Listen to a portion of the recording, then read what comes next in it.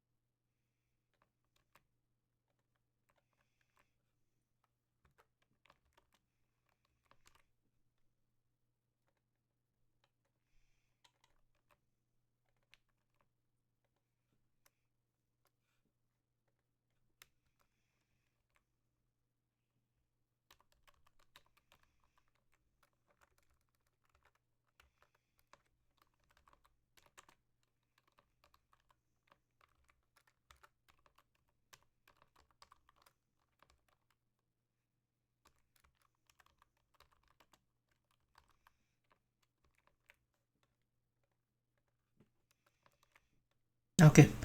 Bon les gars, voilà notre fonction pour rembourser les contributeurs. Ici, nous allons prendre l'adresse du contributeur. Nous allons prendre d'abord l'état où notre crowdfunding se trouve. Nous recevons la contribution du contributeur ici. Nous contrôlons si c'est un contributeur. Si nous ne sommes pas encore à la fin, on ne peut pas encore le rembourser parce qu'on ne sait pas si on va atteindre ou pas. Et ici, le montant que le contributeur va demander à se faire rembourser doit être exactement ce qu'il a eu à contribuer, quoi. Ici, nous remettons d'abord le compte du contributeur à 0 pour éviter que s'il une erreur suivie et que lui a remboursé l'argent, qu'on ne puisse pas revenir à 0, quoi. Donc, nous mettons d'abord son compte à 0. Ensuite, nous remboursons sa contribution, quoi. Parce que si nous avons son message valu et qu'il a été validé ici plus haut, ça veut dire qu'après, nous pourrons directement lever le montant qu'il demande, quoi. Parce que, bon, ce n'est que ça ne peut être exact, quoi. Donc, voilà un peu notre fonction. Et puis, je propose que nous la testions.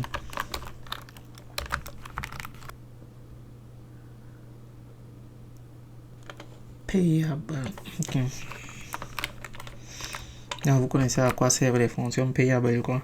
Quand on utilise dans le message value dans une fonction, elle doit être une fonction payable, quoi. Une fonction qui est prête à recevoir des paiements ou bien un compte qui doit être prêt à recevoir des paiements, quoi.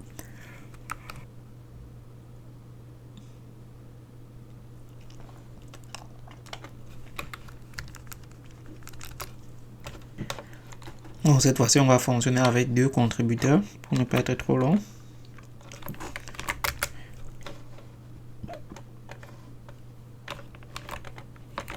Voilà notre premier contributeur. Voilà le second. Et puis nous pourrons voir le nombre de contributeurs, quoi. Nous avons 2 contributeurs. Nous voulons voir combien de temps est-ce qu'il nous reste encore. 39 secondes. 27 secondes. Patientons un peu. En patientant, nous pourrons voir ce que le premier a contribué et ce que le deuxième a contribué. Chacun a contribué 2 Ethereum. Ok. On voit combien de temps il nous reste encore. 3 secondes. 1, 2, 3. Je crois que c'est bon. Maintenant, nous voulons rembourser le deuxième. Nous voulons rembourser le deuxième. Notre fonction prend quoi? Refund contributors. Refund contributors. Ça prend l'adresse de celui à qui nous devons faire le remboursement. Cette adresse-ci, D5, c'est aussi D5 là. Et puis le montant qu'il a demandé. Message value, quoi, parce que le montant n'est pas donné ici directement.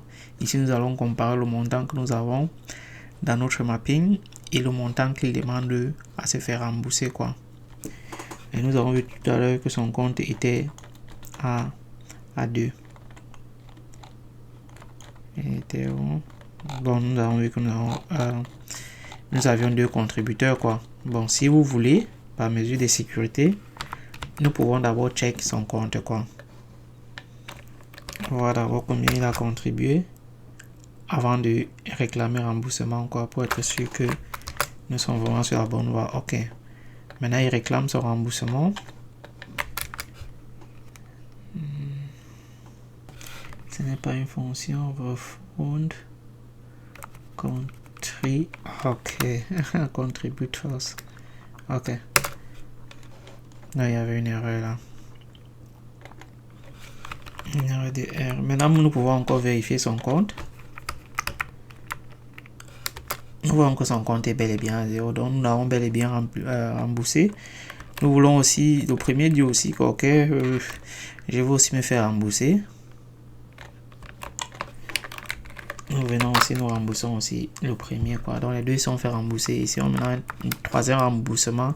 Il peut être malin et puis il s'est déjà fait rembourser. Il va encore se faire rembourser. On vient ici. Moi, je dis non, monsieur, tu n'es plus contributeur. Tu dois être un contributeur pour pouvoir demander un remboursement, quoi. Vous voyez déjà qu'ici, il respecte cette condition-ci là. Son compte est inférieur ou égal à 0. S'il contribue encore, on va venir ici vérifier d'abord si il est dans le registre avant de l'enregistrer, quoi. Parce que s'il existait déjà et que son montant est supérieur à 0, il ne va pas se faire enregistrer, quoi. Donc, c'est déjà une bonne chose. Bon, voyons-nous dans la prochaine vidéo pour commencer avec les requests, quoi. Merci de m'avoir suivi.